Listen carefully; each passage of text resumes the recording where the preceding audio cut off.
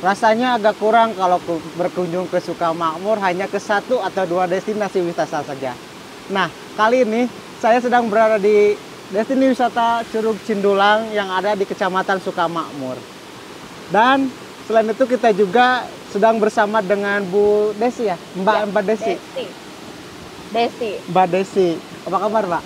Alhamdulillah. Alhamdulillah. Beliau tuh sebagai apa? Di sini sih kita sebagai pengelolanya ya dari Sebagai Curug pengelola. Cindulang. Cuman kita hanya mengelola saja. Kalau Mengelola. untuk Curug Cindulang ini kita kerjasama dengan Perhutani dan Desa atau Dan LMDH. Iya Pak, kan ini Curug Cindulang tuh. Kok ada kayangan? Apakah itu ada kaitannya dengan Villa Kayangan yang Mbak kelola juga atau gimana? Ya, kebetulan karena kita satu manajemen ya dengan Villa Kayangan. Jadi untuk manajemennya masih sama. Mau berkunjung ke Villa Kayangan, mau mengadakan trekking ke Curug Cindulang itu juga bisa. Atau misal mungkin ada yang nggak berani menggunakan kendaraan bawa ke Curug Cindulang, ingin diantar juga bisa. Kita gunakan siapkan juga shuttle-nya bisa. Oh, itu yang kendaraan yang disiapkan itu berupa kendaraan apa sih Mbak? Kita tentunya harus 4x4 ya. Ya. Ada juga misalkan mau naik odong-odong ada, cuman saat ini kita masih terbatas. Ada juga mobil atau misalkan mau jalan kaki, trekking, tapi barang-barangnya kita yang bawa menggunakan kendaraan juga bisa. Ya. Cuman untuk saat ini sih kita belum terlalu banyak kendaraan. Kita masih terbatas. Karena ini dari Villa Kayangan sendiri atau bisa juga dari Rawagede itu ke Curug Cindulang itu lumayan ya jalannya seperti yang kita lihat tadi ya. Iya. Jadi masih terbatas juga. Mbak, tadi kan kita tuh nggak langsung ke jalur utama tuh ke bawah dulu.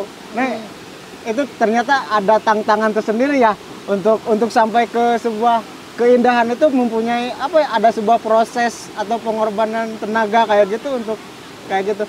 Nah itu Bu, apakah jalannya itu seperti itu alami kayak gitu? Memang sebenarnya dari parkiran ya kita ada 2 jalur bisa melalui sungai. Jadi kita mengikuti jalan melalui sungai atau bisa juga yang jalan yang udah kita siapkan. Jadi tergantung kalau kita lihat juga kalau kayak anak muda seperti masnya misalnya kan kita bisa melalui sungai, lebih seneng trekking. Tapi kalau dia mungkin ada juga yang berumur ya udah lumayan lebih senior lah dari kita, biasanya dia melalui jalan yang lebih bagus lagi. Jadi jangan sampai pecinta alam tapi nggak cinta ibu orang tua gitu kan. Mbak, selain curug Mbak, ada apa aja Mbak di sini Mbak? Nah, Curug Cindulang ini untuk saat ini kita juga menyediakan area camping. Campingnya ini lumayan luas. Lebih kurang kita 2 hektar khusus untuk camping. Jadi bisa menampung lebih kurang 5.000 orang pun masih bisa. 5.000 orang? 5.000 orang. Dan untuk fasilitasnya sekarang kita masih tahap pembangunan ya. Untuk toilet, aula, kantin, musola kita udah siapkan. Cuman masih terbatas. Mudah-mudahan kedepannya juga kita bisa menambahkan mungkin glampingnya atau villa-villanya. Mungkin kita bisa tambahkan lagi dan mungkin jalan pun kita akan lebih perbaiki lagi. Iya betul Pak. Untuk fasilitas camp nih, apakah di pihak pengelola menyediakan kayak tenda, kayak kompor kayak gitu, apakah mungkin? Ya kebetulan kita kalau untuk tenda kita di sini unik nih. Walaupun kita di tengah hutan, tapi kita camping itu kita bisa siapkan tenda sekaligus ada bukan matras ya, matras bisa, tapi kita siapkan juga udah ada kasurnya. Dapat kasur, selimut, udah ada bantalnya juga. Enak ya? Dan kita siapkan juga aliran listrik. Bisa juga ya? Aliran listriknya juga ada, kita kasih lampu emergency tapi. Mungkin bisa kapan-kapan coba dah. Untuk harga berapa tuh Mbak? Kalau untuk harga sendiri, untuk wisata ke Curug Cindulang itu hanya untuk berwisata saja 1 hari itu hanya 15.000. 15.000. 15.000 dan untuk campingnya 40.000 sudah termasuk wisata. Itu 1 malam. Itu bawa tenda sendiri. Kalau seandainya mau sewa tenda bisa dari kita Kita ada 2 tipe tenda. Tenda Pangrango namanya, dia lebih besar, kapasitas bisa maksimal 6 orang. Itu 300.000 dengan fasilitas ada 3 bed ukuran single. Iya. Ada 3 bantal, 3 selimut. Ada lampu emergensi juga. Kita siapkan wifi juga. Kebetulan kita daerah pegunungan tidak ada sinyal ya. Kita ada sediakan wifi di area camping. Luar biasa.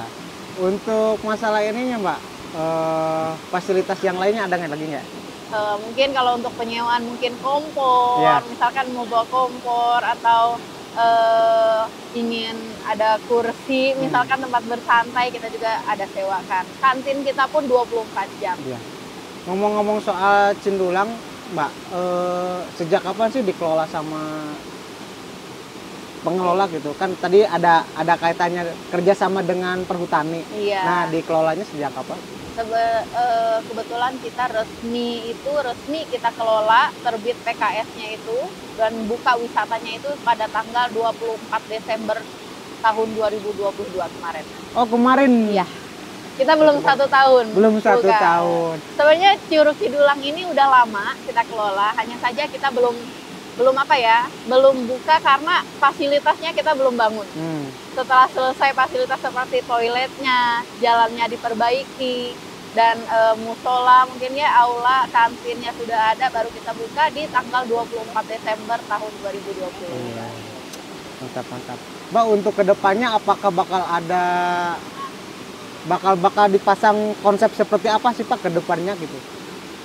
Mungkin kedepannya dari Curug Cidulang ini karena sekarang ini banyak marak banget untuk camping ya. Nah, jadi dia ini kita lebih ke trekking dan mungkin nanti kita akan ada wisata edukasinya juga seperti kopi, karena kebetulan kita juga ada kopinya. Mungkin kedepannya kita bisa ada edukasinya untuk kopi, mulai dari penanaman, perawatan, terus hingga kopi itu bisa kita langsung diminum.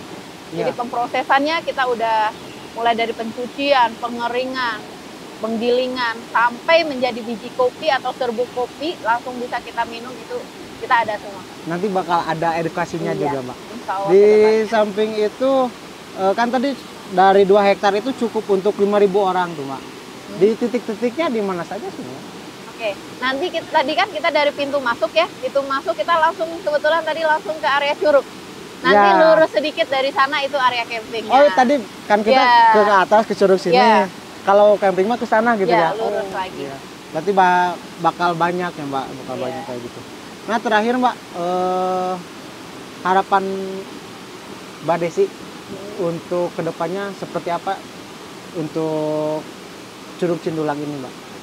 Kita sih berharapnya biar mungkin akses jalan lebih baik ya, bukan jalan yang daerah sini mungkin sedikit-sedikit kita bisa benahi, tapi jalan yang menuju ke Warga Jaya atau Sirna Jaya itu lebih bagus lagi ya, jalan umumnya, dan mudah-mudahan Curug Cidulang kedepannya bisa lebih dikenal lagi, karena masih banyak banget masyarakat yang belum tahu Curug Cidulang.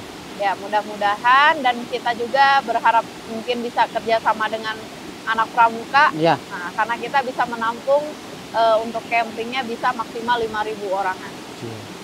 Itu harapan kita. Ya mungkin itu Mbak, bincang kita hari ini seputar Curug Cindulang. Mungkin buat warga Jabar yang belum tahu nih Curug Cindulang, bisa langsung ke Kecamatan Sukamakmur ya Mbak? Ya, Kecamatan Sukamakmur, Desa Sirna Jaya. Atau bisa langsung ke Pilakayangan, bisa nggak sih? Bisa langsung hubungin admin Pilakayangan pun bisa, nanti kita bisa bantu untuk arahkan ke Curug Cidulang. Ya, nanti untuk perjalanannya lebih lanjut langsung saja tonton di YouTube Jabar Express ID yang insya Allah bakal tayang minggu depan Mbak. Ya mungkin itu saja yang bisa kami sajikan untuk di konten destinasi wisata Curug Cindulang. Mungkin kami undur diri, saya Erwin. Dengan Desti. Assalamualaikum warahmatullahi wabarakatuh. Waalaikumsalam.